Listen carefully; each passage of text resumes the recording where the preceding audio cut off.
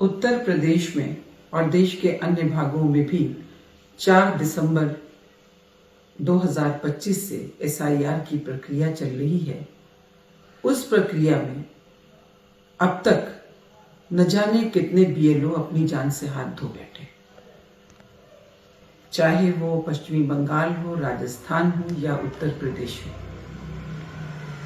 समझ में नहीं आता कि ये BLO जिन्होंने अपनी जानें गंवा दी, कुछ ने आत्महत्या की, कुछ हार्ट फेल्स होने से मर गए, किसी को ब्रेन हेमरेज हुआ। आखिर उसका कारण क्या था? इतना ज्यादा उनके ऊपर मानसिक दबाव था कि वो उस दबाव को झेल नहीं पाए और जिंदगी जैसी कीमती चीज जिससे इंसान बेहद प्यार करता है वो हार बैठे। अभी कुछ दिन पहले फतेहपुर में एक BLO ने रात में अपने पिता से बात की कि मेरे ऊपर दबाव बनाया जा रहा है, यादव जाति का था, मेरे ऊपर दबाव बनाया जा रहा है कि OBC के वोट को काटना है। वो उस दबाव को सहन नहीं कर पाया और अगली सुबह उसने आत्महत्या कर ली। उसके पिता को उसकी मौत की खबर मिली। इतना ही नहीं, उसके 2 ही 3 दिन के बाद मुरादाबाद में BLO सर्वेश सिंह ने आत्महत्या कर ली। तो क्या ये वास्तव में आत्महत्याएं हैं? ये आत्महत्या नहीं है, बल्कि इन्हें ऐसा करने के लिए मजबूर किया गया और करने वाला कोई और नहीं, भारत के मुख्य निर्वाचन आयुक्त है।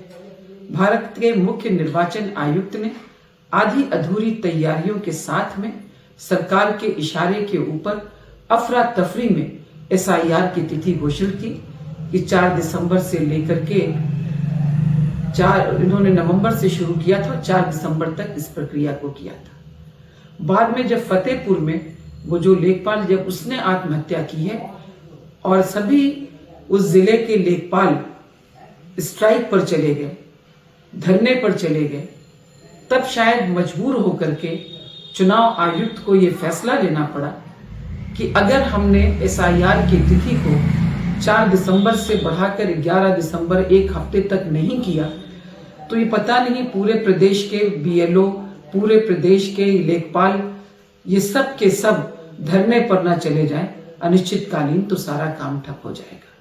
ये जनता के भले के लिए नहीं किया गया, बल्कि ये SIR चलता रहे और SIR बहुत बड़ा षड्यंत्र है भारत की जनता के साथ में। ये लोग जिनकी मौतें हुई हैं, 50 से ऊपर सैकड़ों की संख्या में ये लोग मरे हैं। मैं भारत के चीफ जस्टिस से ये मांग करती हूं कि कृपया स्वतः संज्ञान लें इन मौतों का। ये लोग जो मजबूर हो गए आत्महत्या करने के लिए या जो हार्ट फेल से मर गए, इन सब की हत्या का जो दाग है वो किसी और पे नहीं, भारत के मुख्य निर्वाचन आयुक्त के माथे के ऊपर है।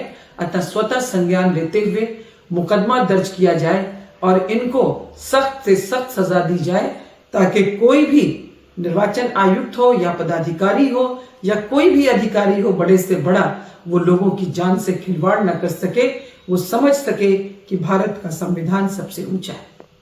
मेरी ये मांग है और मुझे उम्मीद है कि मेरी ये मांग सिर्फ मेरी नहीं है, बल्कि उन माओं की है, बहनों की है, वो माएं जिनकी गोद सूनी हो गई, जिनके बेटों ने आत्महत्या की, वो औरतें जो विधवा हो गई, जिनकी मांग का सिंदूर उजड़ गया, वो सब भारत के मुख्य न्यायाधीश से इंसाफ मांग रही हैं कि कृपया स्वतः संज्ञान लेते हुए भारत के मुख्य चुनाव आयुक्त को आप मुकदमा दर्ज करके इनको दंडित करने का कार्य करें, ताकि भारत में लोकतंत्र की रक्षा हो सके, क्योंकि आज भारत का लोकतंत्र खतरे में पड़ा हुआ है।